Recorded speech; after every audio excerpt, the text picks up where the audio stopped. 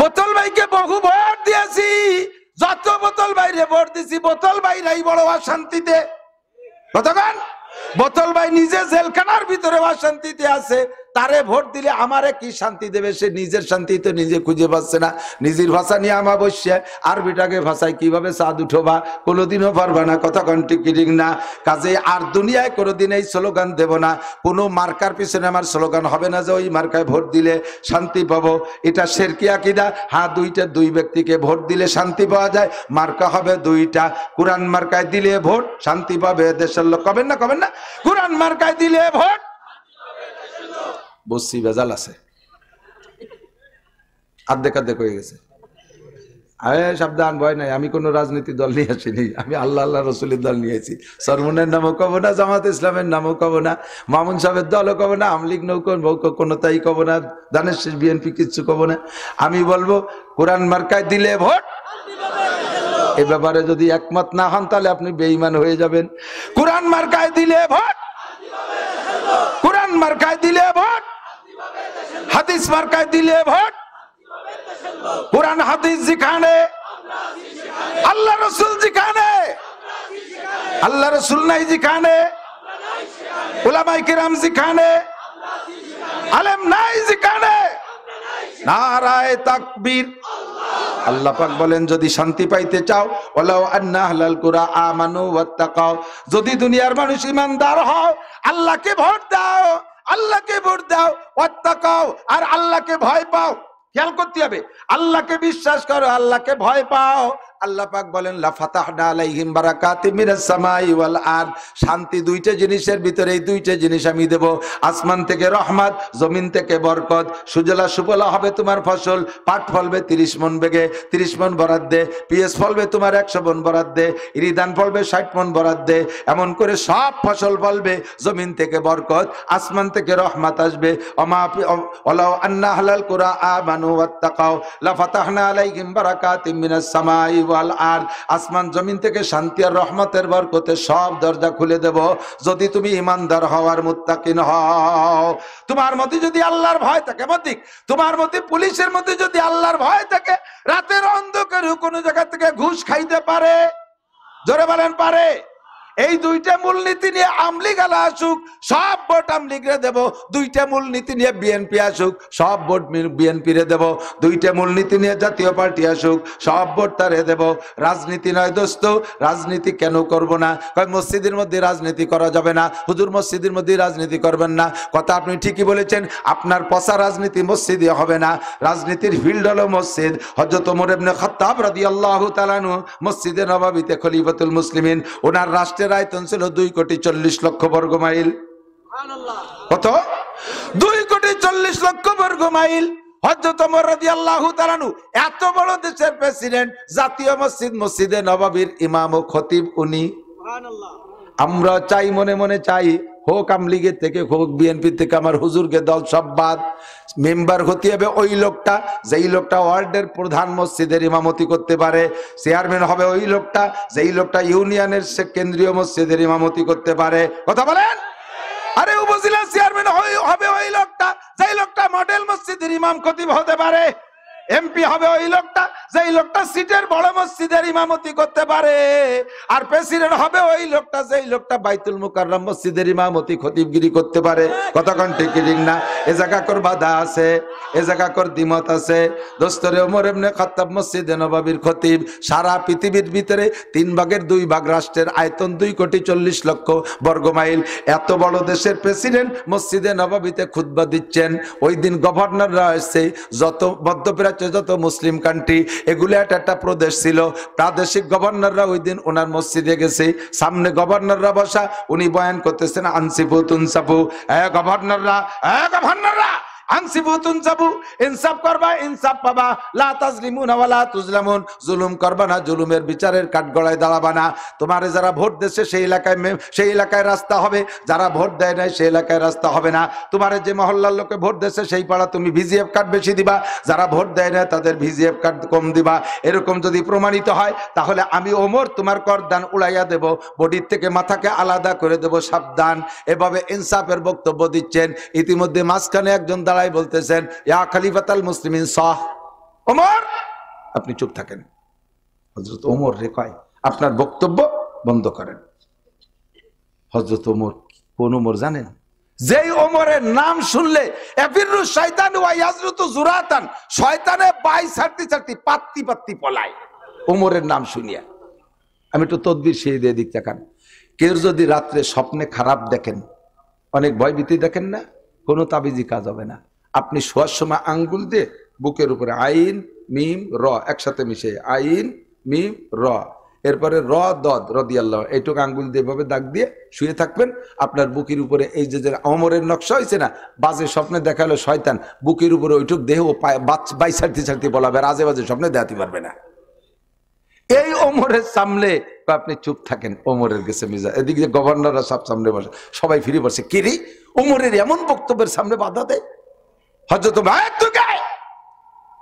বিশ্বে যদি আমি আবার ইনসাফের বক্তব্য না দিতে পারি, তাহলে আর কে দিতে পারবে? তুই কে? ও লোক তো ধমকে বসে গেছে। আব্দুল্লাহ ইবনে ওমর, হযরত ওমরের ছেলে, নবী পাকের 19 জন বডিগার্ড সাহাবীর মধ্যে একজন আব্দুল্লাহ ইবনে ওমর, খুব চালাক হুঁশিয়ার সাহাবী ছিলেন, যুবক মানুষ। উনি টের পাইছে ওই লোকটা কেন বলছে না রে। হযরত আব্দুল্লাহ বলতেছে, আব্বাজান, খলিফাতুল মুসলিমিন সেই হতে পারে যে জনগণের সকলের প্রত্যেকটা অভিযোগ শুনবে এবং সুন্দরভাবে জবাব দেবে। আপনি ধমক দিয়ে থামাই দিচ্ছেন, অবশ্যই আপনার সামনে কথা বলার পৃথিবীতে কেউ নাই। ওই লোকটা যেহেতু বাধা দিচ্ছে, তার কাছে আপনার বিপক্ষে কোনো না কোনো অভিযোগ আছে। আজকে অভিযোগটা শুনে এখানে সমাধান করেন, নইলে আমি নবী পাকের কাছ থেকে শুনেছি 10 জন সাহাবা বিনা হিসেবে জান্নাতে যাবে, রোল নাম্বার 2 আপনার, বাকি 9 জন হাসতে হাসতে চলে যাবে। ওই লোক আপনাকে ময়দানে মাহশারে আটকায় ফেলবে। এই প্রশ্ন দিয়ে আপনি পরে জবাব দিয়ে পার হয়ে যেতে পারবেন আমি জানি, কিন্তু সেই দিন সাথীদের থেকে পিছিয়ে পড়ে যাবেন, আপনি একটু পিছিয়ে পড়ে যাবেন। জবাবটা এখনই দেন। হযরত আব্দুল্লাহ ইবনে ওমরের এই কথায় ওমর নরম হয়ে গেছে, বলতেছে, বাবা আমার তো মেজাজ সেন্টিমেন্ট গরম হয়ে গেছে, তুমি জিজ্ঞেস করো কি জন্য বলল। তখন হযরত আব্দুল্লাহ টের পাইয়ে ওই মজলিসের ভিতরের থেকে তারা আলাদা নিয়ে জিজ্ঞেস করলে করতে পারতেন, তাতে অসুবিধা হতো না। কিন্তু দেখলেন যদি আলাদা নিয়ে সমাধান করি, সবাই মনে করবে যে সত্যি ওমর অভিযুক্ত, তাই জুত করে নিয়ে সারছে। এই জন্য প্রশ্ন যেখানে, সমাধান সেখানে হতে হবে। উনি বললেন, ভাই তোমার আমার আব্বার বিপক্ষে অভিযোগ কি বলো? কয় কি, তোমার আব্বা গত শনিবারে রিলিফের কাপড় দেশে, যেই পিস কাপড় দেশে যে সাইজ, এক পিস কাপড়ে আমাদের ভিতরে খাটো যে তার গায়ে জামা হয় না, যার কারণে দেখো মসজিদে নববীতে একজন মানুষের গায়ে শনিবারে কাপড়ি জামা আছে নাকি? নাই। অথচ তোমার আব্বা আমাদের মধ্যে সবচেয়ে লম্বা, তোমার আব্বার গায়ে সেই কাপড়ের জামা। নিশ্চয়ই উনি 2 পিস নেছে, আমাকে 1 পিস দিয়েছে। নিজে 2 পিস নিয়ে জামা বানাইয়া আমাকে 1 পিস করে দিয়ে আবার ইনসাফের বক্তব্য দেয়। বলো আব্দুল্লাহ ঠিক আছে নাকি? হযরত আব্দুল্লাহ কয়, আল্লাহে তাল্লাহে বিল্লাহে, আব্বা আমি আল্লাহর 3টে কসম খেয়ে বলি, খোদার কসম আপনি 2 পিস কাপড় দিয়ে জামা বানাইছেন, আমি সাক্ষী। নিজে 2 পিস কাপড় দিয়ে জামা বানাইয়া জনগণে 1 পিস দেবেন, আর ওই লোকটা প্রতিবাদ করলে তারে ধমক দিয়ে বসায় দেবেন, আমি সাক্ষী। জানিবার পার হয়ে যান। যে মানুষটা যত শক্ত, ধরা পড়ে গেলে ওই মানুষটা ওইরকম নরম। যখন ধরাই দিয়েছে, হযরত ওমর কান্না শুরু করছে, এমন কান্না কানতেছে, কথাই বলতে পারে, বাবা তুমি বলো, জব তুমি দাও। তখন আব্দুল্লাহ বলতেছে, ভাই গত শুক্রবারে আমার আব্বা এই মসজিদে জুমার নামাজ পড়াইছিল, যে জামাটা গায়ে দিয়ে থাকি তোমার মনে আছে? হ্যাঁ তা আমার মনে আছে। বলো তো কেমন? 10টা তালি দেখছি আমি, সামনে 5খান তালি দেখছি খুতবা দেওয়ার সময়, পিছন ফিরে নামাজ পড়ানোর সময় পিছনে দেখি 5খান তালি, আমি 2 পাশে 2টা তালি চামড়া দিয়ে দেয়া দেখছি। আমি সেই সময় নামাজটা ভরেই কাঁদছি। আল্লাহ অর্থ পৃথিবীর প্রেসিডেন্ট, 2/3 পৃথিবীর প্রেসিডেন্ট, সেই প্রেসিডেন্ট 10টা তালিওয়ালা জামা গাইতে জুমা পড়ায়।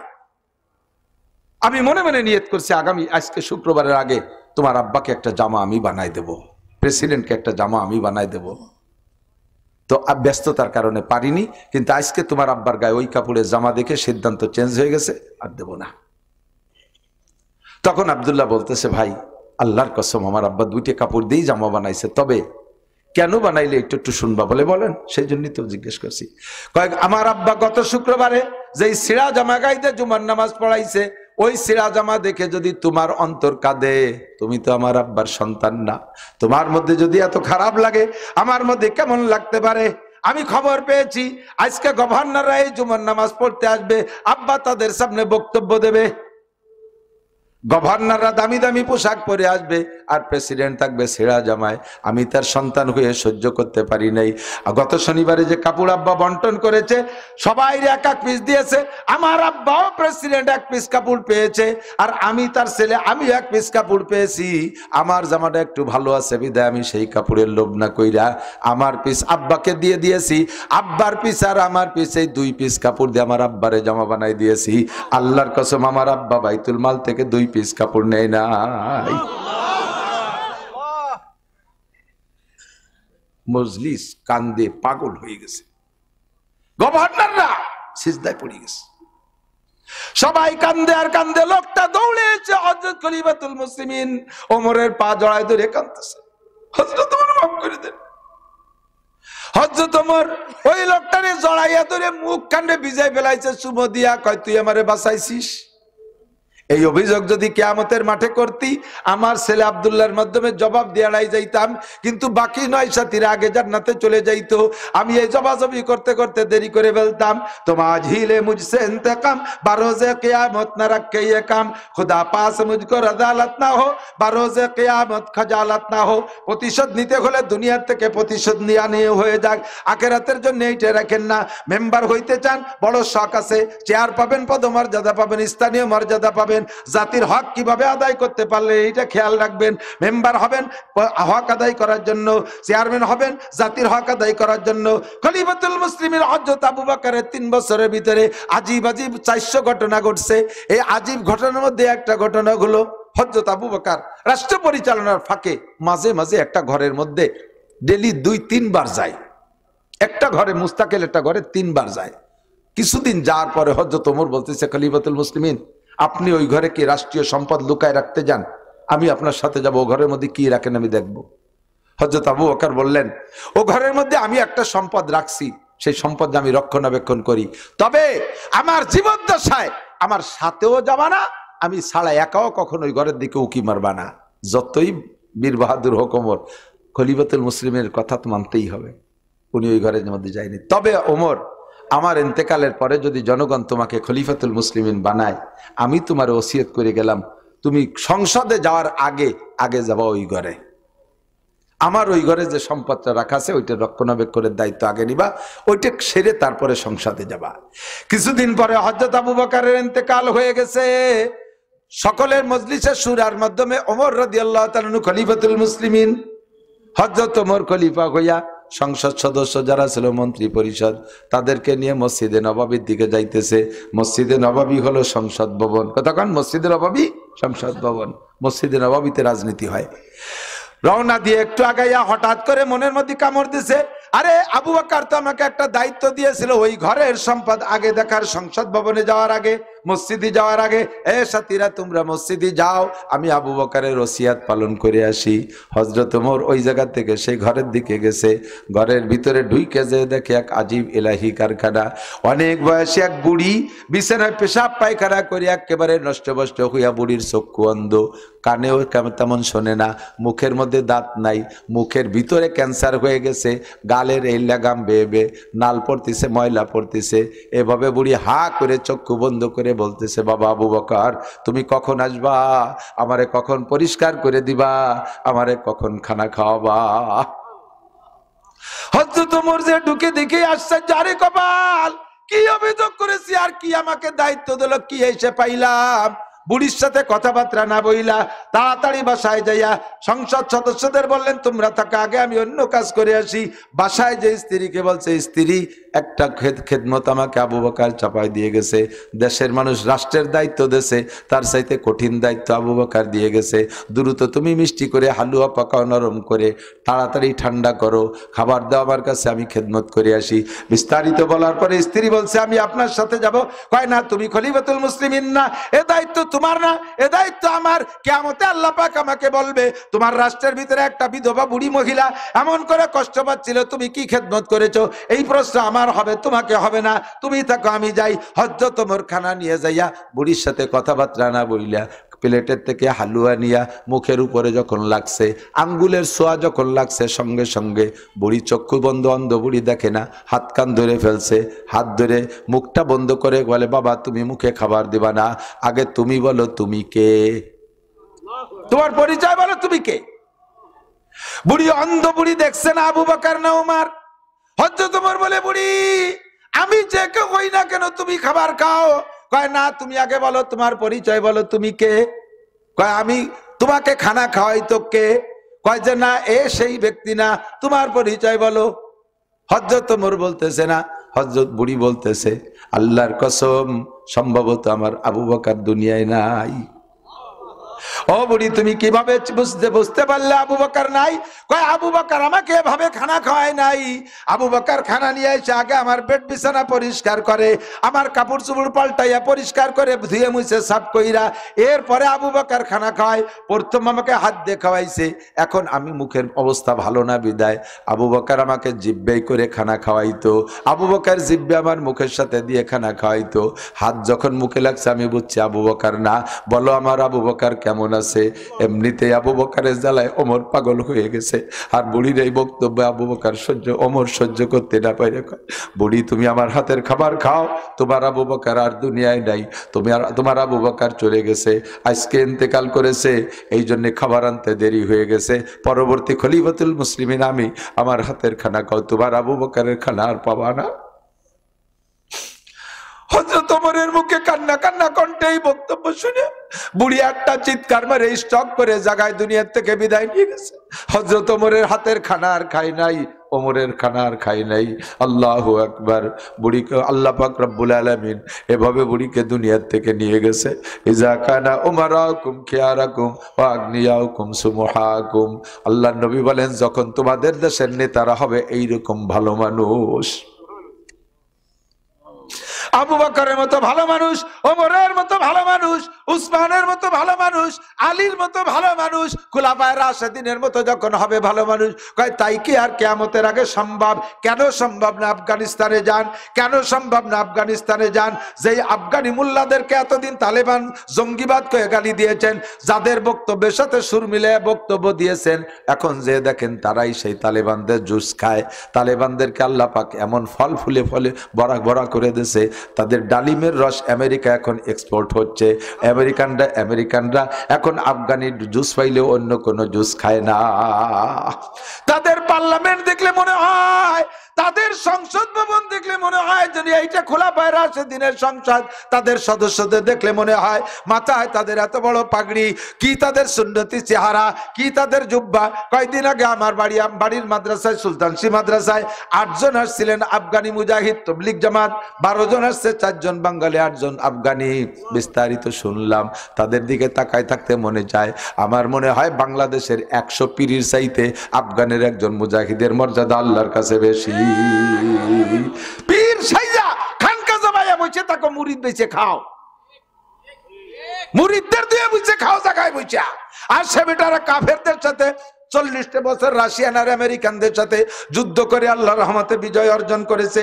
শতভাগ ইসলামী হুকুমত, জিনার বিচার হত্যা, জিনার বিচার যা শরীয়তে আছে 2 প্রকার। বিবাহিত হলে পাথর মেরে শেষ করে দেওয়ার কথা আছে। সালাম আলাইকুম।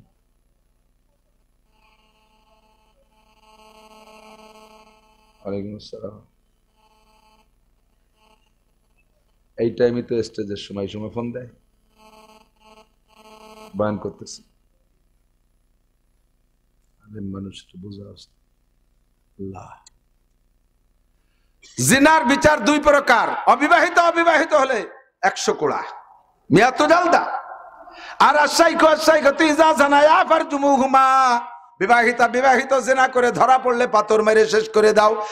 হাজার মারা লাগবে না। বাংলার জমিনে যদি এমন 2টা বিচার করে, আমি কসম খেয়ে বলতে পারি আল্লাহর রহমতে জিনা বন্ধ হবে। কতক্ষণ? র‍্যাব, কুবরা, আর্মি, বিডিআর কোন আইন দিয়ে কিছু দিয়ে ঠেকাইতে পারবা না।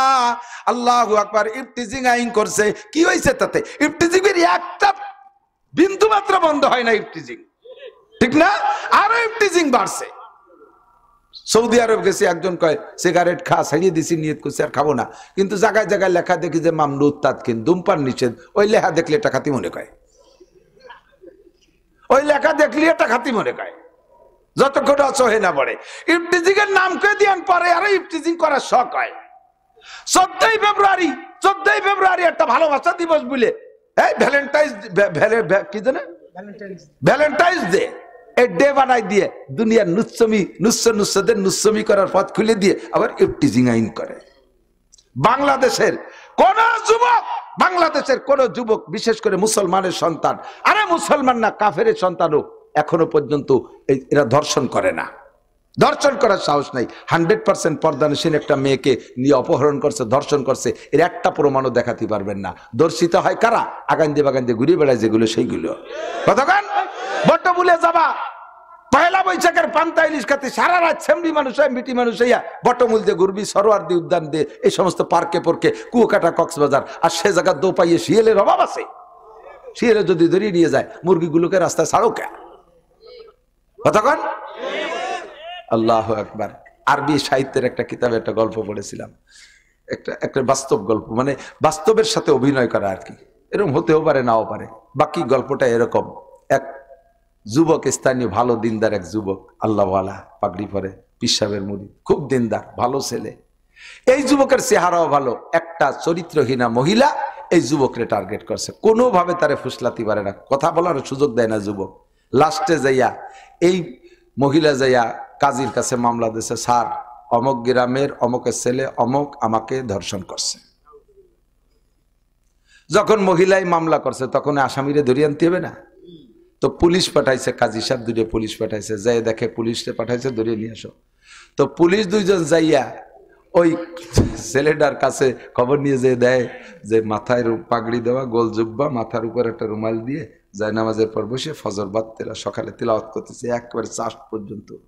পিছনে যাইয়া দাঁড়াইয়া ভয়তে থরথরায় কাঁপতেছে, এত বড় বোজর করে কিভাবে অ্যারেস্ট করব। পরে তিলাওয়াত শেষে পুলিশটা বলতেছে, হুজুর বেয়াদবি মাফ করবেন, স্যার কাজী স্যার একটু আপনাকে স্মরণ করছে, চলেন চলেন। কোরআন শরীফ বন্ধ করে তুইয়া পুলিশের সাথে চলে গেছে। যাওয়ার পরে ওই মহিলা তো, বাদী মহিলা তো আছেই, তো সাহেবের পুলিশের ধরিয়ে নিয়ে কাজী সাহেবের জন্য দাঁড় করছে। কাজী সাহেব ওই মহিলারে বলতেছে, এই ছেলে? বলে হ্যাঁ এই ছেলে। কাজী সাহেব আগাগুড়া দিয়ে না, হতে পারে না, এ ছেলের দ্বারা সম্ভব না। এখন ওই মহিলারে বলতেছে, তুমি ভালো রে, কয় এই ছেলে? বলে হ্যাঁ এই ছেলে। কয় স্যার অত সুফি দেখলি কে? আকামের গুরু ধরাবে, পেছে ফেলাই দিতে বলে বিয়ে বসতে পারবে।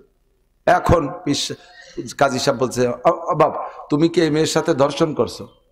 মেয়েরে ধর্ষণ করছো? কয় স্যার ধর্ষণই তো চিনি না, কি জিনিস তো বুঝি না। মহিলা কয় তুমি বোঝো না, আকাম করার সময় ভালো বোঝেন না, বুঝতেছ না।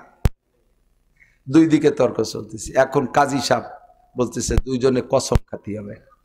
কি খাতি হবে? মহিলারে জিজ্ঞেস করছে তোমার সাক্ষী আছে? কয় স্যার আপনিও তো ভালো কাজের কাজী হয়েছেন, এ কাজে সাক্ষী থাকে নাকি? কয় যে তা সাক্ষী নাহলে বিচার হবো কি দিয়ে? শরীয়তের বিচার তো ফাতুবি আরবাতি সোহাদা, 4 জন সাক্ষী আনতে হবে। কয় যে তাহলে তো বাংলাদেশে কোনো বিচারই হয় না, এ কাজে কোনো সাক্ষী খুঁজে পাওয়া যায়। কয় যদি সাক্ষী না দিতে পারো তাহলে কসম খাও, 5টা কসম, 4টে কসম এক কায়দায়, 5ম নম্বর কসম আলাদা কায়দায়। আল্লাহর কসম, আল্লাহর কসম, আল্লাহর কসম, আল্লাহর কসম, এই যুবক আমার দর্শন করছে। আল খামিসাতু লানাতুল্লাহি আলাল কাযিবিন, কুরআন শরীফে শিখে দিয়েছে। 5 নম্বর বলবা আমি যদি মিথ্যে কথা বলি তাহলে আমার পর যেন আল্লাহর অভিশাপ পড়ে। বলার সাথে সাথে মহিলা টপ টপ করে কসম খেয়ে ফেলাইছে। এখন কাজী সাহেব বলে বাবা কি তো কসম খালো? স্যার কসম আমিও খাতে পারি। ও খাইছে কসম, আর কসমে কসমে সমান হয়ে গেছে। ওদিকে কে সাক্ষী নাই, বিচার কি করবে এখন? এখন তো বিচার কোনোদিন, বিচার তো এটা করতেই হবে। মামলা যখন দিয়েছে তখন কাজী সাহেব কৌশল করে দুইজনের সরাই দিয়ে পরে মহিলাটা রেখে ঘরের ভিতরে ডেকে নিয়ে 5 টাকার একটা নতুন কাগজের টাকা ওর হাতের মধ্যে দিয়েছে, দিয়ে বলছে বাবা আমি এই টাকাটার নাম্বার টাম্বার সব রেখে দিলাম, মোনা তুই এই টাকাটা খুব যত্ন সহকারে নিয়ে যাও। ওই ছেলে যেন টের পায় না, ও তো খারাপ ছেলে, ও তো এমনি তো তোর পর আক্রমণ করছে, ফিরে বেড়ে টাকা পালিও নিয়ে যেতে পারে, খুব যত্ন সহকারে নিয়ে যা, চলে যা। আগামী মঙ্গলবারে যদি এই টাকাটারে হুবহু এইভাবে জমা দিতে পারিস তাহলে বিচার তোর পক্ষে, তুই যা বলছিস সেভাবে করা হবে। মেয়েটারে বিদায় দিয়ে পরে ওই হুজুরের দরবেশটা ডেকে বলছে, দরবেশ যদি বাঁচতে হয়, বাঁচার জন্য তোমাকে একটা পরামর্শ দিই। ওই মেয়েটার কাছে 5টা টাকা আছে, ওই 5টা টাকা তুমি যেভাবেও হোক তার কাছ থেকে আইনি আমার কাছে যদি দিতে পারো তাহলে বিচার তুমি বেঁচে যাবা, নইলে কিন্তু বাবা মাইট খাওয়া লাগবে, কিন্তু উপায় নেই।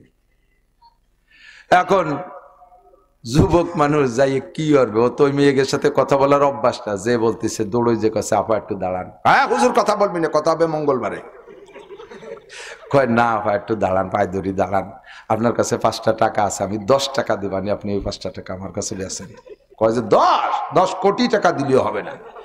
এইভাবে 200 টাকা পর্যন্ত সাথে কোনোভাবে 5টা বেশি নেই। এরপরে চেষ্টা করছে যে কোনোভাবে হাতের নিতে পারেনি, জোরাজুরি খানিক করছে, জোরাজুরি করতে করতে হাতের মুঠির মধ্যে হাত কুড়ামুড়া হয়ে গেছে না, এইভাবে ও মাইয়া জিতেই চলে গেছে, নিতে পারিনি হুজুর। যাই এখন হুজুর তো আগামী মঙ্গলবারে ফিটি তো চামড়া থাকবে না, যাইয়ে ঘরের মধ্যে আল্লাহুম্মা আইজ্জিনি আল্লাহুম্মা জিদনা ওয়ালা তানকুসনা ওয়া আকরিমনা ওয়ালা তুহিন্না ওয়া আইজ্জিনা ওয়ালা তুদিল্লানা ফিদ দুনিয়া ওয়াল আখিরাহ। সিজদায় পড়ে কাঁদতেছে, আল্লাহ আমি কেমন, তুমি ভালো যেন অপমান করো না, বেইজ্জত করো না। 1 সপ্তাহ কাঁদছে, বাইরে আর বেরোয় নেই। আরো মহিলা তো দিন যায় আর মঙ্গলবার গনে, কবে মঙ্গলবার আসবে বিচার ঠিক মতো পাবো। মঙ্গলবার সকালবেলা মহিলা আগে আগে যে কোর্টে হাজির হয়ে গেছে টাইম মতো, এবার ওই দরবেশও গেছে। এবার যাওয়ার পরে দুইজন যখন সামাসামি হয়েছে, মহিলা যায় এক কাজীর টেবিলের পর ফেলে, এই নেন আপনার টাকা। কাজী সাহেব কয়ে দেখি সেই টাকা, বলে হ্যাঁ সেই টাকা না, নাম্বার মিলে দেখেন, নাম্বারে মিলছে। তা টাকা, সে টাকাতে এরকম কুড়ামুড়া হয়ে গেল কি করে, আমি তো নতুন টান টাকা দিলাম। বোঝেন না, আপনারা তো দরবেশে মোটা বিশ্বাস করেন, আমার তো বিশ্বাস করেন না। ও কি একটু খারাপ? ওই টাকা কেনার জন্য আমার 200 টাকা সাজছে, তাও আমি বেশি নেই। যখন বেশি নেই এরপরে আমার কাছ থেকে কাটিয়ে নেওয়ার জন্য কি জোরাজুরি করছে। তা কাজী সাহেব বলে পারে নাই নীতি, ও ও আমার কাছে টাকা নেবে, ওর বাবা আমার হাতে টাকা নিতে পারে। কাজী পুলিশে বান, ওই মহিলারে বান, বান কুকু মুড়াইতে বান, দাইয়ুস বেশ্যা কোথাকার বিয়াদব। যেই যুবক তোর হাতের টাকা নিতে পারে না, সেই যুবক তোর অত দূর যে দর্শন করলো কিভাবে? তোর অত দূর যে দর্শন করলো কি রে?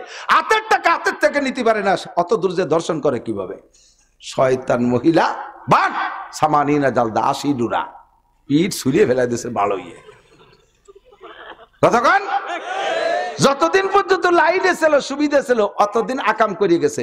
যখন পেছে পড়িয়ে গেছে, কম পড়িয়ে গেছে, সেই দর্শন করছে। তোরে দর্শন করতে ভালো কোন জায়গা? তুই গেলি কা ধর্ষিতা হতে? মহিলারা যত বেপরদা বেহায়া, ততই দেশে জিনা ব্যভিচার দর্শন বাড়তেছে। কথা বলেন। এই বিচার, এই দর্শন থেকে উঠে আসার জন্য, দর্শন থেকে সমাজকে যদি রক্ষা করতে হয়, র্যাব করবে, আর্মি, পুলিশ, বিডিআর দিয়ে কিছু দিয়ে কোনো কাজ হবে না, কোনো আইন করে কাজ হবে না। একমাত্র লাগবে কোরআনী আইন বাস্তবায়ন করা। দেশকে যদি শান্তির আওতায় আনতে হয়, আফগানের মতো শান্তি যদি পাইতে চাও, তাহলে ঈমান আর তাকওয়া আল্লাহকে দান করো। কোরআন সুন্নাহ ভিত্তিক রাষ্ট্র কায়েম করতে হবে, নইলে দেশের ভিতরে শান্তি পাওয়া যাবে না। এটা আমলিগালারা করেন, আমরা সব ভোট আপনাদের দেব। বিএনপি আলারা করেন, সব ভোট আপনাকে দেব। জাতীয় পার্টি করেন, সব ভোট আপনাকে দেব। যদি কোরআন সুন্নাহ বাস্তবায়ন না করতে পারেন, তাহলে অনার্থক জাতিকে ধোঁকা দিয়ে আপনার পেট পূজা করার জন্য রাজনীতি করতে মাঠে আইসেন না। আপনার বুঝ বস্তা ভারী করার জন্য দেশকে খেয়ে ফেলেন না। চোখা লাগে সামনে টাকা নিয়ে কানাডারে বিল্ডিং বানায় দেয়। বুঝেন নাই কথা? বিল্ডিং বানাইছে কোন জায়গা যাইয়া? কানাডা না? তা আমাকে চৌকালারা ভাত পাইনে, টা পাইনে, কানাডারে বিল্ডিং বানায় দেয়। কানাডা কয়, তার কানাডাই তো কয়। চৌকালারা ভাত পায় না, কানাডারে বিল্ডিং বানায় দেয়।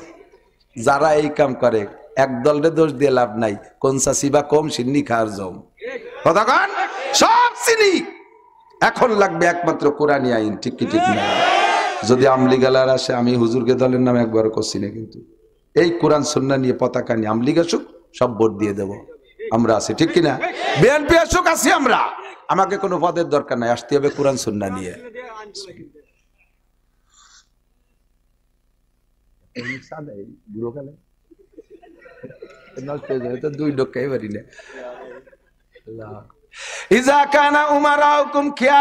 শান্তির কথা আল্লাহ বলছে দুইটা, ঈমান আর তাকওয়া। আর নবী বলছেন যে তোমরা যদি দুনিয়ারে শান্তি জান্নাত বানাইতে চাও, 1 নম্বরে তোমাদের নেতারা হবে দিনদার, ইমানদার, পরহেজগার, আল্লাহ ওয়ালা বুজুর্গ। 2 নম্বরে ওয়াগনিয়াকুম সুমহাকুম, তোমাদের সমাজের ধনীরা হবে দানবীর। তারা যাকাত দেবে, টাকা দেবে, পয়সা দেবে, গরিব মিসকিন এতিম অসহায় কাঙ্গাল দুঃখিনী বিধবাদের দিকে লক্ষ্য রাখবে, মসজিদ মাদ্রাসাগুলো দান খয়রাত করবে। ওয়াগনিয়াকুম সুমহাকুম ওয়াউমুরুকুম শুরা বাইনাকুম, প্রত্যেকটা কাজ পরামর্শ সাপেক্ষে হবে। স্কুল চালাবা পরামর্শ করিয়া, কলেজ চালাবা পরামর্শ করে, বিশ্ববিদ্যালয়ের ভিতরে একটা পরামর্শ কমিটি থাকবে, হ্যাঁ, একে বলে উপদেষ্টা কমিটি, মুশির বলে, আরবিতে বলে মুশির। মাদ্রাসা একটা পরামর্শ কমিটি থাকবে, মসজিদের জন্য পরামর্শ কমিটি থাকবে, তবলিগ চলবে পরামর্শ সাপেক্ষে। একা একা মাতুব্বারি করতে যে সাত সাপ তবলিগের 12টা বাজায় দিচ্ছে, কথা কর, একা একা মাতুব্বারি করতে যায় সারা পৃথিবীর তবলিগরা 2 ভাগ করে দিয়েছে। ও দোস্ত, যদি তবলিগের ভিতরে পরামর্শ জারি থাকে, মজলিসে শুরার মাধ্যমে তবলিগ চলতো, তাহলে এই দুনিয়া এত খুনোখুনি মারামারি হইতো না, ইজতেমা সুন্দর হইতো, টঙ্গীর ময়দান ভালো থাকতো, আলেম উলামার সাথে তাবলিগালাদের ভিতরে কোনো গ্যাঞ্জাম হইতো না। আমি হাজার হাজার মাহফিলের ভিতরে তশকিল করে হাজার হাজার সাধারণ পাবলিকরে তবলিগে পাঠাইছি, কিন্তু দোস্ত এখন কথা বলতেই শরম লাগে। কয় যে হুজুর তবলিগ আপনাকে 2 দল, কোন দলে যাব, কোন দলে যাব? কারণ মশওয়ারা থাকলে, পরামর্শ থাকলে এইটা হতো না, একক মাতুব্বারিতে চলে যাওয়ার কারণে এই ঝামেলা। নবী পাক বলেন ইজা কানা উমারাকুম খিয়ারাকুম, এই 3টে যখন তোমাদের হবে, ফাজাহরুল আরদে খায়রুম মিন বাতনিহা, দুনিয়াটা হবে তোমাদের শান্তির ঘর। পক্ষান্তরে ওয়াইজা কানা উমারাকুম শিরারাকুম, যখন নেতারা হবে গাঁজাখোর, ইয়াবাখোর, ফেনসিডিল, হিরোইনখোর, বেনামাজি, দাড়ি চাচা, সুদখোর, ঘুষখোর, ফাঁকিবাজ, মাগিবাজ, লম্পট, লুচ্চ, বদমায়েশ, এই সমস্ত যখন হবে, মারিং ম্যান হবে, টোন মারবে, মন মারবে, রাস্তা মারবে, খাল মারবে, বিজিএফ কার্ড মেরে খাবে, পঙ্গু ভাতা, বয়স্ক ভাতা বেশি খাবে, ব্রিজের রড খেয়ে বেলায় দিয়ে তার মধ্যে কুঞ্চি ঢুয়ে যাবে, কারেন্টের খাম্বা তার তোর সহ গিলে খেয়ে বেলায় দেবে, বাজারের পাকা পায়খানা গিলে খেয়ে ফেলবে। এইরকম যখন তোমাদের নেতা হবে, ও আগ্নিয়াও কুম্ভখালা, কুমার ধনী মানুষ যত কৃপণ হবে, ও মুরুকুমিলা নিসাইকুম, সংসার থেকে সংসদ পর্যন্ত মাতুব্বারি করবে বউরা। এনে 100 টাকা দিতে গিয়ে যাই ফগেরিতে বেরোয় থুয়ে দিছে, দেবেন না? কয় না, যদি নানটুরমা শোনে তাহলে আমার বাড়ি উঠতে দেবে না। হ্যাঁ, নানটুরমার ভয়তে 100 টাকা দান করতে পারে না, কথা কয় টাকা, ঠিক না? কামাই হরেন আপনি ক্যাশিয়ার বানাইছেন বউরে, বউর কাছ থেকে না শুনে কোথাও কিছু করা যায় না। সংসারের মাতুব্বার বউ, ওয়ার্ডের মাতুব্বার বউ, ইউনিয়নের মাতুব্বার বউ, উপজেলার মাতুব্বার বউ, অফিস আদালতের মাতুব্বার বউ, একেবারে হাইকোর্ট পর্যন্ত সব জায়গা বউ, সংসদের মাথা পর্যন্ত সব জায়গা মহিলা। যখন তোমাদের অবস্থা এমন হবে, হুজুর কয় ফাবাতানুলার দেখাই রুমিন জাহরিয়া, দুনিয়া শান্তির আশা করো না, ইমানের সাথে মরতে পারো নাকি তাই দেখো। আল্লাহ পাক আমাদের শান্তির আসবাব জোগাড় করে দিক, সবাই বলেন আমিন, জোরে বলেন আমিন। আমি কোনো রাজনৈতিক দলরে খারাপ কইছি নাকি? হ্যাঁ, কইছি খারাপ? কোন দলরে খারাপ কইছি নাকি? সব দলরে পেশ সংসার করছি, বরিশালের কাছে পেশ সংসার, পেশ সংসার করছি। কাজ হলো যে দলই এই 2টা পতাকা নিয়ে আসবে আমরা তাদের সাথে আছি, কথা কোন ঠিক ঠিক না? বহুকাল ধরে দেখছি, একটা বার অন টেস্ট আল্লাহরে একটু ট্রাই করেন, আল্লাহরে ভোট দিলে আল্লাহ শান্তি দেবে আফগানে দেশে বলে শুনলাম, দেখি বাংলাদেশে একটা বার দেয় নাকি? ওয়ান টেস্ট একটা বার আল্লাহরে, যদি আল্লাহ না পারে পরের বার কোজালা তুমি পারো না, আমরা ফিরে জায়গায় চলে যাচ্ছি, নৌকালারা নৌকায়, দাঁড়িয়ে শেষালারা দাঁড়িয়ে সরে তুমি ফেল, এই কয়ে সরে চলে যাবো, কথা কর না কেন? কিন্তু আল্লাহ ফেল করা জাত না। আল্লাহ পাক কবুল করুক, বলেন আমিন। ভাষাগত ত্রুটি বিচ্যুতি মার্জনীয়, যা বলেছি শুনেছি, আল্লাহ আমল করা তো কি টানে। আসেন সবাই আগে বসেন, এটা টান দিতে করছে। এক মাঠে 2 চাষ দিলে মাটি নষ্ট হয়ে যায়। হজে যাওয়ার নিয়ত আছে আপনাদের? হ্যাঁ, কারা কারা হজে যাবেন? আমি যাবো ইনশাআল্লাহ, আমি রমজান উমরায় যাবো, যাবেন? আমার সাথে যোগাযোগ করেন ইনশাআল্লাহ, যাবেন ইনশাআল্লাহ, আল্লাহ কবুল করুন ইনশাআল্লাহ। যারা হজে যাবেন, পকেটে যদি 100 টাকা থাকে, হজ উপলক্ষে বুকিং দেন, দোয়া করবো আল্লাহ হজের জন্য 6 লাখ টাকা লাগবে, তুমি দিয়ে দিও। আছে পকেটে 100 টাকা? 100 টাকা করে থাকলে হজ বুকিং হিসেবে ছাত্ররা যাবে, ভিতরে যাও, যাও ছাত্ররা ভিতরে যাও, ভলেন্টিয়ার ছাত্ররা যারা আছে হজ উপলক্ষে 100 টাকা দেবেন, মাত্র 100 টাকা। আমি দোয়া করবো আল্লাহ এই 100 টাকার ওসিলায় হজ নসিব করো। আমি একটা গল্প পড়েছিলাম, একটা বাস্তব গল্প, মানে বাস্তবের সাথে অভিনয় করা আর কি, এরকম হতেও পারে নাও পারে। বাকি গল্পটা এরকম, এক যুবক, স্থানীয় ভালো দিনদার এক যুবক, আল্লাহওয়ালা, পাগড়ি পরে, পিসাবের মুড়ি, খুব দিনদার ভালো ছেলে। এই যুবকের চেহারাও ভালো। একটা চরিত্রহীনা মহিলা এই যুবকরে টার্গেট করছে, কোনোভাবে তারে ফুসলাতে পারে না, কথা বলার সুযোগ দেয় না যুবক। লাস্টে যাইয়া এই মহিলা যাইয়া কাজীর কাছে মামলা দিয়েছে, স্যার অমক গ্রামের অমকের ছেলে অমক আমাকে ধর্ষণ করছে। যখন মহিলাই মামলা করছে তখন আসামিরে ধরিয়ে আনতে হবে না? তো পুলিশ পাঠাইছে, কাজী সাহেব দুইটা পুলিশ পাঠাইছে, যাই দেখে পুলিশে পাঠাইছে ধরিয়ে নিয়ে আসো। তো পুলিশ দুইজন যাইয়া ওই ছেলেটার কাছে খবর নিয়ে যে দেয় যে মাথায় পাগড়ি দেওয়া, গোল জুব্বা, মাথার উপর একটা রুমাল দিয়ে যায় নামাজের পর বসে ফজর বাদ তেলা সকালে তিলাওয়াত করতেছে একবারে চাষ পর্যন্ত। পিছনে যাইয়া দাঁড়াইয়া ভয়তে থরথরায় কাঁপতেছে, এত বড় বজর করে কিভাবে অ্যারেস্ট করব। পরে তিলাওয়াত শেষে পুলিশটা বলতেছে, হুজুর বেয়াদবি মাফ করবেন, স্যার কাজী স্যার একটু আপনাকে স্মরণ করছে, চলেন চলেন। কোরআন শরীফ বন্ধ করে তুইয়া পুলিশের সাথে চলে গেছে। যার পরে ওই মহিলা তো বাদী মহিলা তো আছেই, তো সাহেবের পুলিশের ধরে নিয়ে কাজী সাহেবের জন্য দাঁড় করছে। কাজী সাহেব ওই মহিলারে বলতেছে, এই ছেলে? বলে হ্যাঁ এই ছেলে। কাজী সাহেব আগাগুড়া দিয়ে না, হতে পারে না, এ ছেলের দ্বারা সম্ভব না।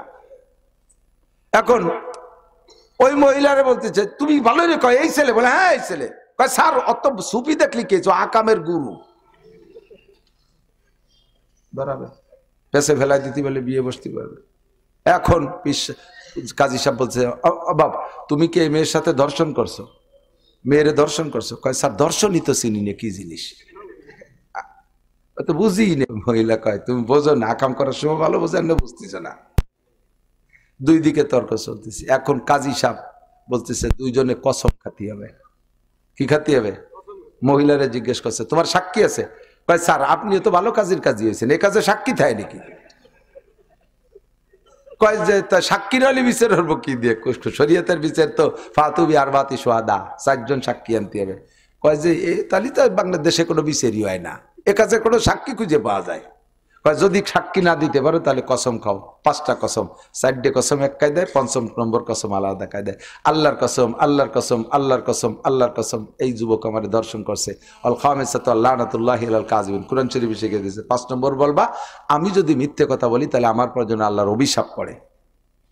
বলার সাথে সাথে মহিলা টপ টপ করে কসম খেয়ে ফেলাইছে। এখন কাজী সাহেব বলে বাবা কি তো কসম খালো? স্যার কসম আমিও খাতে পারি। ও খাইছে কসম, আর কসমে কসমে সমান হয়ে গেছে। ওদিকে কে সাক্ষী নাই, বিচার কি করবে এখন? এখন তো বিচার কোনোদিন, বিচার তো এটা করতেই হবে। মামলা যখন দিয়েছে তখন কাজী সাহেব কৌশল করে দুইজনকে সরাই দিয়ে পরে মহিলাটাকে ঘরের ভিতরে ডেকে নিয়ে 5 টাকার একটা নতুন কাগজের টাকা ওর হাতের মধ্যে দিয়েছে, দিয়ে বলছে বাবা আমি এই টাকাটার নাম্বার টাম্বার সব রেখে দিলাম, মোনা তুই এই টাকাটা খুব যত্ন সহকারে নিয়ে যাও, ওই ছেলে যেন টের পায় না, তো খারাপ ছেলে, ও তো এমনি তো তোর পর আক্রমণ করছে, ফিরে বেড়ে টাকা পালিয়ে নিয়ে যেতে পারে, খুব যত্ন সহকারে নিয়ে যা, চলে যা। আগামী মঙ্গলবারে যদি এই টাকাটারে হুবহু এইভাবে জমা দিতে পারিস তাহলে বিচার তোর পক্ষে। যে যা বলছে সেভাবে করা হবে। মেয়েটারে বিদায় দিয়ে পরে ওই হুজুরের দরবেশটা ডেকে বলছে, দরবেশ যদি বাঁচতে হয়, বাঁচার জন্য তোমাকে একটা পরামর্শ দিই। ওই মেয়েটার কাছে 5টা টাকা আছে, ওই 5টা টাকা তুমি যেভাবে হোক তার কাছ থেকে আইনি আমার কাছে যদি দিতে পারো তাহলে বিচার তুমি বেঁচে যাবা, নইলে কিন্তু বাবা মাইট খাওয়া লাগবে, কিন্তু উপায় নেই। এখন যুবক মানুষ যাই কি করবে, ও তো ওই মেয়েদের সাথে কথা বলার অভ্যাসটা, যে বলতেছে দৌড়ই যে কাছে আপা একটু দাঁড়ান। হ্যাঁ হুজুর কথা বলবি না, কথা হবে মঙ্গলবারে। কয় না আপা একটু দাঁড়ান, পায়ে ধরি দাঁড়ান, আপনার কাছে 5টা টাকা আছে, আমি 10 টাকা দেবানি, আপনি ওই 5টা টাকা আমার কাছে বেছেন। কয় যে 10 কোটি টাকা দিলেও হবে না। এইভাবে 200 টাকা পর্যন্ত সাথে কোনোভাবে 5টা বেশি নেই। এরপরে চেষ্টা করছে যে কোনোভাবে হাতের নিতে পারিনি, জোরাজুরি খানিক করছে, জোরাজুরি করতে করতে হাতের মুঠির মধ্যে হাত কুড়ামুড়া হয়ে গেছে না, এইভাবে ও মাইয়া জিতেই চলে গেছে, নিতে পারিনি হুজুর। যাই এখন হুজুর তো আগামী মঙ্গলবারে ফিটি তো চামড়া থাকবে না, যাইয়ে ঘরের মধ্যে আল্লাহুম্মা আইজ্জিনি আল্লাহুম্মা জিদনা ওয়ালা তানকুসনা ওয়া আকরিমনা ওয়ালা তুহিন্না ওয়া আইজ্জিনা ওয়ালা তুদিল্লানা ফিদ দুনিয়া ওয়াল আখিরাহ। সিজদায় পড়ে কাঁদতেছে, আল্লাহ আমি কেমন, তুমি ভালো যেন অপমান করো না, বেইজ্জত করো না। 1 সপ্তাহ কাঁদছে, বাইরে আর বেরোয় নেই। আরো মহিলা তো দিন যায় আর মঙ্গলবার গনে, কবে মঙ্গলবার আসবে বিচার ঠিক মতো পাবো।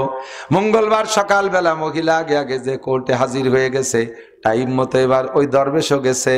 এবার যাওয়ার পরে দুইজন যখন সামাসামি হয়েছে, মহিলা যায় কাজী টেবিলের পর ফেলে, এই নেন আপনার টাকা। কাজী সাহেব কাজে কি সেই টাকা? বলে হ্যাঁ সেই টাকা না, নাম্বার মিলে দেখেন। দেখেন নাম্বারে মিলছে, তা টাকা সে টাকাতে এরকম কুড়ামুড়া হয়ে গেল কি করে? ওই যে আমাদের মনির, ওই আর এক মনি, অনেক আমাদের লোকজন যারা পরিবেশে থাকে প্রত্যেকে পুরাতন নিয়তে বছরে বছর অনেক টাকা দেয়। এই নিয়ে ছাত্রছাত্রীরা থাকে, তারা যথেষ্ট টাকা পয়সা দিয়ে আমাদের মাদ্রাসা পরিচালনা করা হয়। আপনাদের সহযোগিতা করেন, আরো করবেন। আপনারা যদি আমাদেরকে বলেন আমাদের সাথে আমরা করবো, আমি অর্ডার দিলাম। প্রত্যেক মাদ্রাসা পর্যন্ত সভা হয়, আমাকে দেওয়া করবেন, আমি সবাই ইনশাআল্লাহ করবো।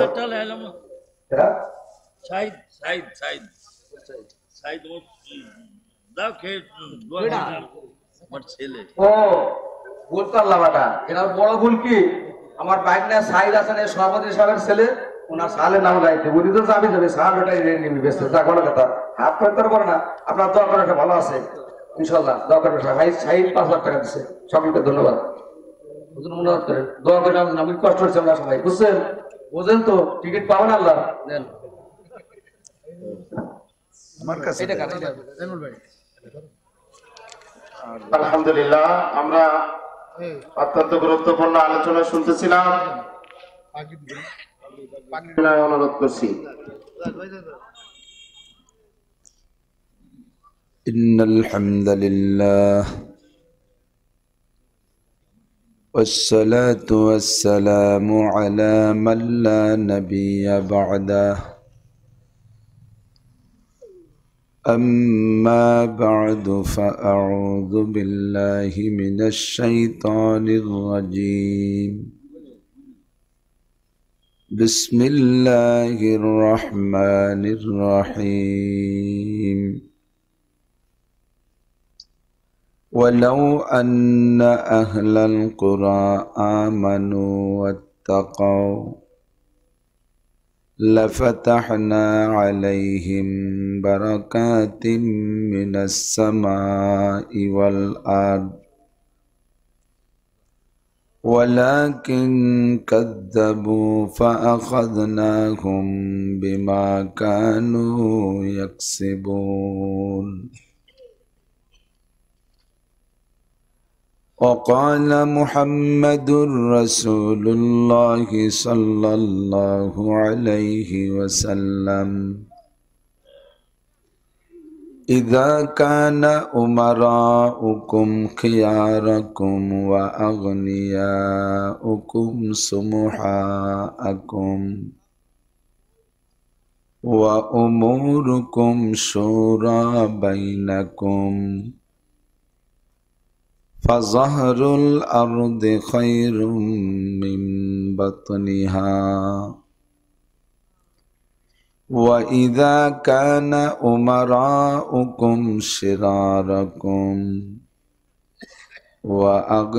وأغنياؤكم بخلاءكم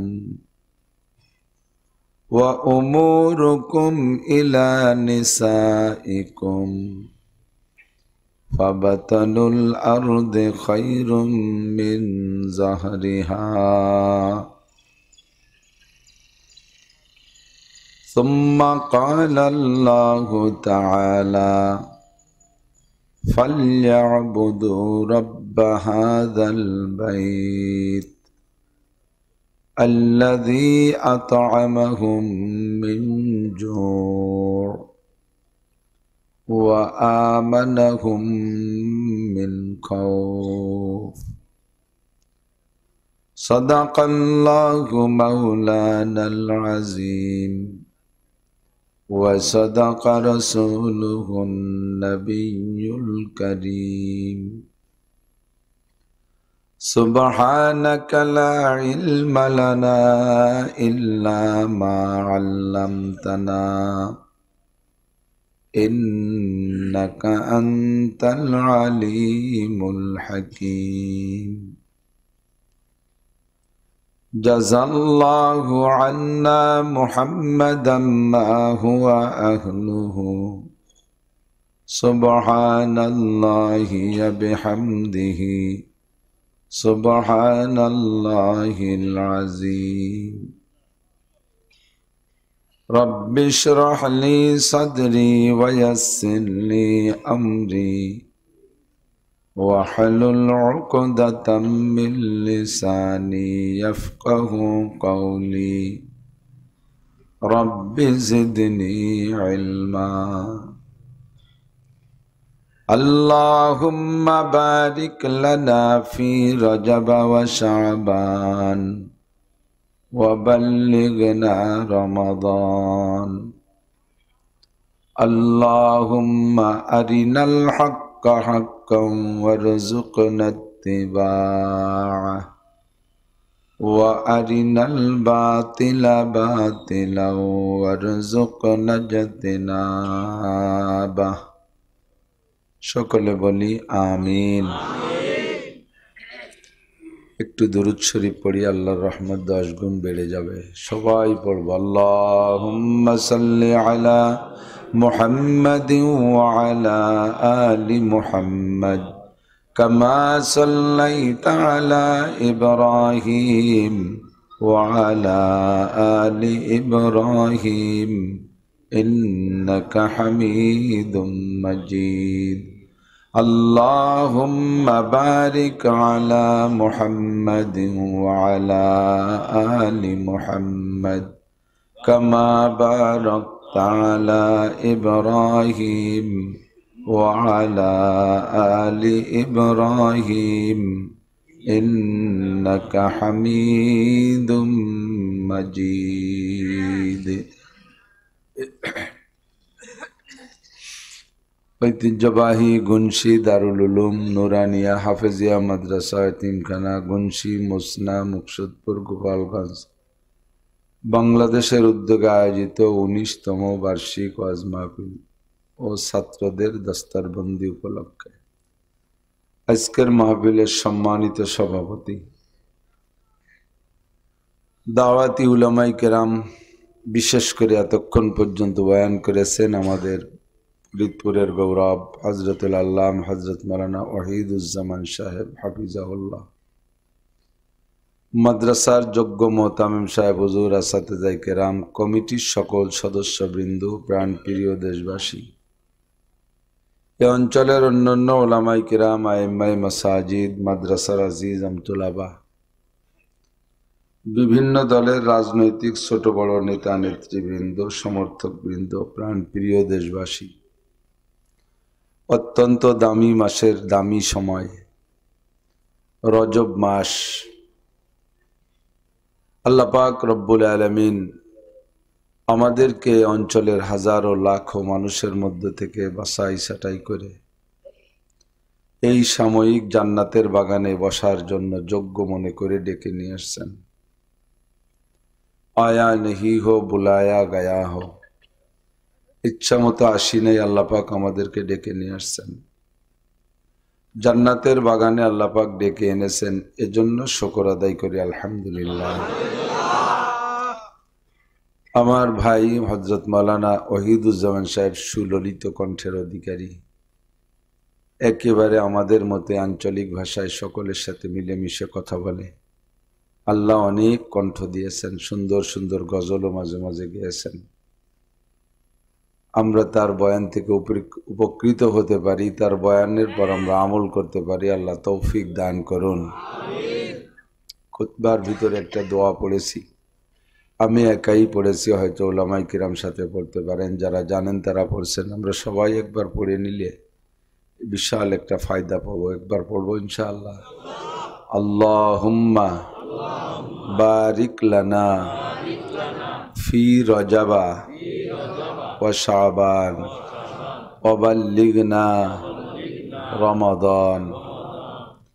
দোয়ার তর্জমা হলো, আল্লাহ তুমি রজব ও শাবানের মধ্যে যত বরকত আছে আমাদেরকে দান করো। গত রমজান থেকে এ পর্যন্ত যেহেতু বাঁচায় রেখেছো, এত ঘাত প্রতিঘাত, আপদ বিপদ, বালা মুসিবত, ঝড় তুফানের ভিতর দিয়া আর মাত্র কয়টা দিন আছে রমজানের, এ পর্যন্ত রমজান পর্যন্ত আমাদেরকে পৌঁছায় দাও। আল্লাহ পাক যদি জানতে চায় যে রমজানে পৌঁছতে চাও কেন, তাহলে কি জবাব দেব? আল্লাহ, উলামায়ে কিরাম, নবী পাকের কাছে শুনেছি, মুমিনের যদি রমজান মাসে মৃত্যু হয় তাহলে কিয়ামত পর্যন্ত কবর আযাব মাফ। এই লোভেই রমজান মাস পাইতে চাচ্ছি, এজন্য বাল্লিগনা রমাদান, আমাদেরকে রমজান মাসে পৌঁছিয়ে দাও। আবার বলি আমিন। এবার রমজান মাস পার সাথে সাথে আল্লাহ যদি বলে যে তুমি তো রমজান মাস পাইছো, তাহলে মারিয়ে দেই, রমজান পাইতে চাইছো, রমজান পেয়ে আবার মরণ চাবো না। রমজানে দোয়া কবুল হয়, বিশেষ করে ইফতারির সময় দোয়া কবুল হয়। মানব জীবনে যত চাহিদা আছে সবচাইতে বড় চাহিদা হওয়া উচিত সুস্থতার সাথে, ইজ্জতের সাথে, প্রশস্ত হালাল রিজিকের সাথে লম্বা হায়াত। যদি অনেক দিন বেঁচে থাকি তাহলে অনেকগুলো রমজান পাবো। প্রতি রমজানে একবার লাইলাতুল কদর আসে। এমনি তো রমজান মাস পুরোই ফজিলতের মাস। অন্য মাসের 700 ইবাদতের যে দাম, রমজানে একটা ইবাদতের সেই দাম। তো বেশি বেশি ইবাদত করব, সেজন্যই রমজান মাস খুঁজি। রমজান মাসে দোয়া চাইব, দোয়া করব আল্লাহর কাছে। বিশেষ করে লাইলাতুল কদরটা যদি একবার ভাগ্যক্রমে পেয়ে যাই। আমেরিকান লটারি, ইটালিয়ান লটারি বেছে না মাঝে মাঝে, যদি লেগে যায় কপালে তাহলে চলে যাবেন আমেরিকা। তো দুনিয়ার লাখো কোটি আমেরিকার চাইতে আপনার লাইলাতুল কদরের দাম কম না বেশি? খায়রুম মিন আলফি শাহর, একটানা লাগাতার 1000 মাস ইবাদত করার চাইতেও বেশি দামি। লাইলাতুল কদরের ফজিলত বলতে গিয়ে হুজুর একটা কারগুজারি শুনাইতেন। হুজুর একটা শানে নুজুল হিসেবে একটা কিস্সা শুনাইতেন। সাহাবায়ে কেরামদেরকে হুজুর বলতেছিলেন যে বনি ইসরাইলের একটা লোক 3টে ইবাদত করেছে, বড় ঈর্ষণীয় ইবাদত, যেই 3টে ইবাদতের পর খুব হিংসা লাগে। একটা ইবাদত ওই লোকটাই লম্বা হায়াত পেয়েছে, তন্মধ্যে একটানা লাগাতার 80 বছর কোনো কাজা নাই। কি কাজা নাই? খালি খালি মুখস্থ কয় সুবহানাল্লাহ। কৃষি কাজা নাই তা না, শুনে সুবহানাল্লাহ। নামাজের কথা বলি নাই তো, 3টে ইবাদতে কাজা নাই। 1 নম্বর হলো 80 বছরের ভিতরে এক রাতও বিছানায় পিঠ দেয় নাই, রাত্রে দাঁড়িয়ে খাড়িয়ে বিভিন্ন ভাবে ইবাদতের মধ্যে কাটাইছে। এক রাতও ঘুমাই নেই। 2 নম্বর ইবাদত হলো এই রাত্রে জেগে যদি ইবাদত করে তাহলে দিনের বেলা তো ঘুম আসবেই। ও লোকটা দিনের বেলাও ঘুমাই নাই। বিভিন্ন ফ্রন্টে কাফেরদের সাথে যে যুদ্ধ হচ্ছিল, যে কোনো যুদ্ধে অংশগ্রহণ করেছে। একটানা 80 বছরের মধ্যে একদিনও কাজা হয়নি যুদ্ধ।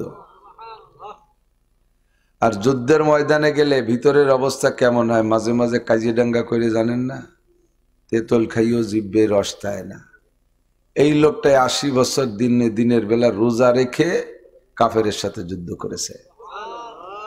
লাগাতার 80 বছর রোজা, লাগাতার 80 বছর জেহাদ, লাগাতার 80 বছর সারা রাত ইবাদত। কি পরিমাণ ইবাদত হইছে! সাহাবায়ে কিরাম বললেন, হুজুর আমরা তো 80 বছর হায়াতই পাবো না। আপনি বলেছেন হায়াতে উম্মতি কা বাইনা 60 ওয়া 70, আপনার উম্মতের হায়াত 60 থেকে 70-এর মাঝামাঝি, এর মধ্যে শেষ হয়ে যাবে।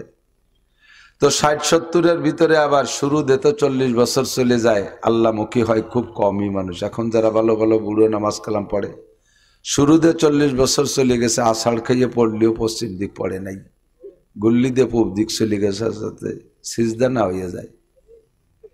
ঈদের দিনও বস সাথে গাঞ্জাম বাদাইয়া 2 রাকাত ঈদের নামাজ পড়তে যায়নি। এরকম ভালো ভালো মানুষ আছে না?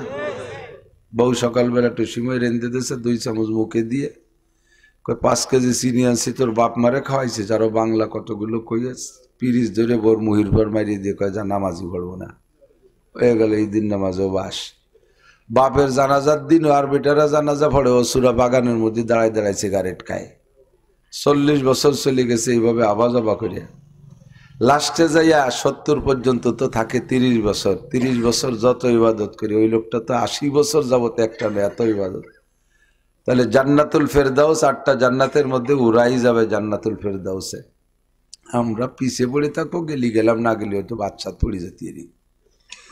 এত লম্বা ইবাদত, কঠিন ইবাদত আমাদের দ্বারা সম্ভব না। এভাবে সাহাবায়ে কিরাম খুব আফসোস করতেছে। হুজুর বললেন কোনো টেনশন নাই, তোমাদের জন্য আল্লাহ পাক রব্বুল আলামিন লাইলাতুল কদর প্রত্যেক রমজানে আখেরি বেজোড় রাত্রে, যে কোনো একটা রাত্রে একটা রাত নির্ধারণ করেছে। খায়রুম মিন আলফি শাহর, যেই এক রাত ইবাদত করলে 1000 মাস ইবাদতের চাইতেও বেশি নেকি তোমাকে দেওয়া হবে। 1000 মাসে 12 দিয়ে গুণ দেন, সম্ভবত 84 বছর 4 মাস হবে। আর ওই লোকটা তো ইবাদত করছে 80 বছর। তোমরা এক রাত্রে পেয়ে যাবা 84 বছর 4 মাসের ইবাদত। আল্লাহু আকবার। তো ঈসা আলাইহিস সালাতু ওয়াস সালাম একদিন এভাবে পাহাড়ের নিচে দিয়ে হাঁটতেছেন। হাঁটতে হাঁটতে আচানক একটা পাথর ওনার সামনে পড়ছে, খুব সাদা, বিচক্ষণ সাদা। উনি অনেক সাদা দেখেছেন, কিন্তু আজকের এই পাথরটা সাদা দেখে আশ্চর্য হয়ে তাকায় রয়েছে একভাবে ধ্যানের সাথে, এত সাদা। আর সে আজিমের মালিক আল্লাহ পাক ডেকে পাঠাইলেন, বলতেছেন ইয়া ঈসা আতাজাবু বিবিয়াজি হাযাল হাজার, তুমি এই পাথরের সাদা দেখে আশ্চর্য হচ্ছ? কালা রাব্বি নাম, জি আল্লাহ, আমি এমন সাদা কোনোদিন দেখিনি। কি সাদা, এমন সাদা কিভাবে হলো? আল্লাহ পাক জানতে চাইলেন আতারা আজাবা মিনহু, এর চেয়ে আশ্চর্য আরো অনেক কিছু আমার কাছে আছে, তাকে দেখতে চাও? কালা নাম, জি আল্লাহ, তুমি দেখাইলে আশ্চর্য তো সকলেই দেখতে চায়, আশ্চর্য দেখার নামই তো শিক্ষা সফর। তো দেখবো না কেন, কে সে আশ্চর্য কোথায় আছে? কয় যে এই পাথরের মধ্যেই আছে। কাইফারা, কিভাবে দেখবো? কাইজরিব্বে আসাকাল হাজার, তোমার হাতের লাঠি দিয়ে পাথরের মাঝখানে বাড়ি দাও, দেখবা সে আশ্চর্য বেরিয়ে আসছে। হযরবা ঈসা আলাল হাজার, ঈসা আলাইহিস সালাম পাথরের মাঝখানে বাড়ি মারছেন, ফানফালাকা, পাথরটা ফাইটে দুই টুকরা দুদিক সরে গেছে, ডিমের খোসার মতো। ডিমের খোসা, ডিমের উপরে মাঝখানে চিকুন একটা শলা দিয়ে পিটেন দিলে দুই দিক খোসা চলে যায়, মাঝখান থেকে সুন্দর একটা কুসুম বেরিয়ে আসে। দুইটা টুকরা যখন দুদিক চলে গেছে, ফাখারা যা সাপ বোন, দেখে যে পাথরের ভিতরে এক যুবক দাঁড়িয়ে দাঁড়িয়ে নামাজ পড়তেছে। দুই টুকরা সরে যাওয়ার পরে যুবক বেরিয়ে আসছে কুসুমির মতো, ইসাল্লি আলাল মুসাল্লা, যায় নামাজে দাঁড়িয়ে দাঁড়িয়ে নামাজ পড়তেছে। তো নামাজের পরে সালাম পিরানোর পরে যুবকরা ঈসা আলাইহিস সালাম জিজ্ঞেস করছে, ইয়া আব্দুল্লাহ কাম তা'বুদাল্লাহ ফি হাযাল হাজার, আল্লাহর বান্দা তুমি এই পাথরের মধ্যে কতদিন ইবাদত করো? যুবক জবাব দেয়, তাকরিবান 400 আম, আনুমানিক 400 বছর। কয়শো? 400 বছর ইবাদত করেছে যুবক। জিজ্ঞেস করলো, মা ওয়াজাদতা ফি ইওয়াজি ইবাদাতিক, 400 বছর ইবাদত করে তুমি কি পেয়েছো? এই যুবক 400 বছর ইবাদত করেছে, তার প্রতিদানে তুমি কি পেয়েছো পাথরের মধ্যে? যুবক কয়, ওয়াজাদতু শাইআইন, দুইটা জিনিস পাইছি আমি। একটা হলো যেদিন আল্লাহ পাক আমাকে এই পাথরের মধ্যে বন্দি করে ফেলে, আমি এখান দিয়ে হেঁটে যাচ্ছিলাম, কি জানি কোন কারণে মালিক আমাকে এই পাথরের মধ্যে বন্দি করে ফেলাইছে, ফেরেশতার মাধ্যমে আমাকে আটকায় ফেলাইছে। পাথরটা ছিল একেবারে মিচমিচে কালো। আমি ইবাদত করি, নামাজ কালাম পড়ি, প্রতিদিন ইবাদত করি, ভিতরে থেকে সুযোগ পেয়ে গেলাম, আমি মরি নাই, ভিতরে খোলা জায়গা পাইলাম, চিন্তা করলাম বন্দি যেহেতু হয়েছে, দুনিয়ার সব শখ সাদ শেষ হয়ে গেল, আটকা পড়ে গেছে, এর মধ্যে আমি কি করব? বসে বসে আল্লাহর ইবাদত করি, সুযোগ পাইলাম, দাঁড়িয়ে দাঁড়িয়ে নামাজ পড়া শুরু করলাম, জিকির করি, ইবাদত করি, প্রতিদানে আমি প্রথম পাইলাম এই পাথরটা মিচমিচে কালো ছিল। আমার ইবাদতের ফোকাসে প্রতিদিন কিছু কিছু ফর্সা হতে থাকে, প্রতিদিন কিছু কিছু সাদা হতে থাকে, হইতে হইতে এক পর্যায়ে এমন সাদা হয়ে গেছে, এই পাথরের মধ্যে থেকে আমি আপনাদেরকে বাহিরে দেখি, যদি আপনারা আমাকে ভিতরে দেখতে না পান। আমি বুঝতে পেরেছি এটা ইবাদতের প্রতিদান। 2 নম্বর, যায় নামাজের সামনে দেখে বেমৌসুমি ফল, আনসিজন ফল। ইয়া শাবাব আন্না লাকা হাজা, এই ফল তুমি কোথায় পাও? এটাও আমার ইবাদতের প্রতিদান। যেদিন থেকে আল্লাহ পাক আমাকে বন্দি করে ফেলেছেন, একজন ফেরেশতা মোতায়েন করে দিয়েছে, হাজা রিজকুম মিনাল্লাহি তাআলা ইয়ারযুকুনি আল্লাহু তাআলা ফি কুল্লি ইয়াউমিন 3 মাররা মিনাল জান্নাহ। এটা হলো জান্নাতি ফল। ওই ফেরেশতার মাধ্যমে আল্লাহ পাক প্রতিদিন আমাকে 3 বেলায় পাথরের মধ্যে জান্নাতের ফল পৌঁছাইয়া দেয়। দুইটা জিনিস আমি পেয়েছি। ঈসা আলাইহিস সালাম আশ্চর্য হয়ে গেলেন, এই যুবকের ইবাদত বিলকুল ইখলাসের সাথে হয়েছে। আমরা অনেক ইবাদত করি, ইবাদতের মধ্যে রিয়া হয়ে যায়। রিয়া যে ইবাদতে হয়, ওই ইবাদতে 5 পয়সারও দাম নাই। মোটা মোটা ইবাদত হবে, কিচ্ছু পাওয়া যাবে না। পাগড়ি পরি, মানুষে আমারে পাগড়িওয়ালা বলে প্রশংসা করবে, জুব্ব পরি, জুব্বওয়ালা বলে আমাকে প্রশংসা করবে। আমি তিলাওয়াত করি ভালো, এর জন্য আমাকে ভালো তিলাওয়াত করনেওয়ালা বলে প্রশংসা করবে। আমি দান করি, আমার দানের উপরে মারহাবা বলবে, এই জন্য দান করছি। 10,000 টাকা মারহাবা, 5,000 টাকা মারহাবা। যদি কের টাকার উপরে মারহাবা না কয়, নামটা না কয়, তাহলে তার মুখের দিকে তাকানো যায় না। হুজুরে বলে দেয় ফিরেবার টাকা চাইয়ে দিয়ে নে। কতক্ষণ কের নাম বলতে বাকি থাকলে তাও সভাপতি মনে হইয়ে দেয়